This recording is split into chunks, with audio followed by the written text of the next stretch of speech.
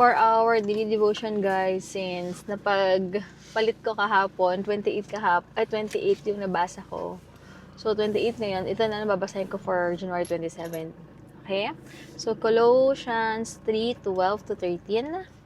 Therefore, as God's chosen people, clothe yourselves with compassion, kindness, humility, bear with each other, and forgive one another. Oh my gosh, parang sinadya talaga ni Lord na ngayon ko to mabasa kasi minalaman ako kahapon na isa sa nag-cause ng panic attack ko and all. Dati, galing lang, galing, may purpose pala.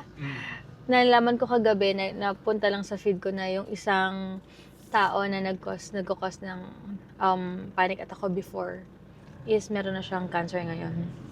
So, hindi ako nag-wish anything bad sa mga taong nagkukos sa akin ng ganyan. Pero grabe, wait lang. Pero grabe guys. Tas ito na. Forgiveness, receive forgiveness given. We should daily reflect Christ through compassion, kindness, humility, and forgiveness.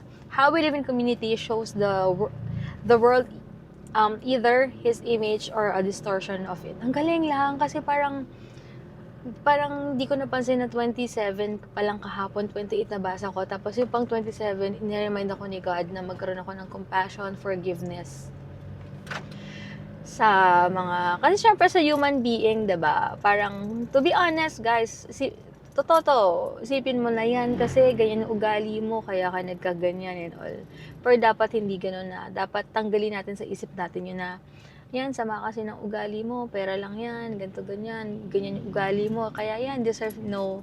Actually, sa human being, nafe-feel ko yun, pero dapat hindi. Dapat labanan natin yun. Dapat hindi natin yun maramdaman. Ako, pinagpipray ko na, Lord, kahapon pa na, hindi dapat ako maging matuwa or what, na dapat mas mangibabaw yung awa ko, yung forgiveness ko. Kasi may ano tayo, sinful nature na normal mafe-feel yun. Pero always remember guys, na kapag may hindi maganda nangyari sa buhay natin, ibig sabihin tinatawag na tayo ni Lord bumalik sa Kanya. Yun lang yun eh. Kasi ako naramdaman ko yun. Nung nalaman ko si Heinz na may brain tumor, hindi pa yun cancerous or what, pero everyday walang araw na hindi ako umiyak. Di ba, ewan ko natandaan nyo yun. As in, simula nung araw na yun, makikita ko siya, niyayakap ko siya. Tapos, iyak ako ng iyak walang araw until ma-surgery siya or what. Grabe talaga stress ko nun. So, sabi ni Lord na pagdaanan mo na yan. So, alam mo yung feeling ng asawa, alam mo yung feeling nila. Dapat, kahit na may inis ka pa or parang may ganong feeling ka na yan kasi sama na ugali mo. Dapat mas mangibabaw yung forgiveness talaga, understanding and all na maniwala rin kayo guys na yung fame na yan, yung mga blessings na meron tayo sa mundong to, minsan tinatesting lang tayo. Pero guys, pwedeng bawiin ni Lord yan. Pwede, hindi man ngayon darating yung araw pag hindi tayo nagdepend sa Kanya, nagdepende sa sarili natin, hindi natin inilagaan yung blessings niya, sinamantala natin yan, hindi tayo naging good steward, hindi naging malawak yung pag-iisip natin sa ibang tao.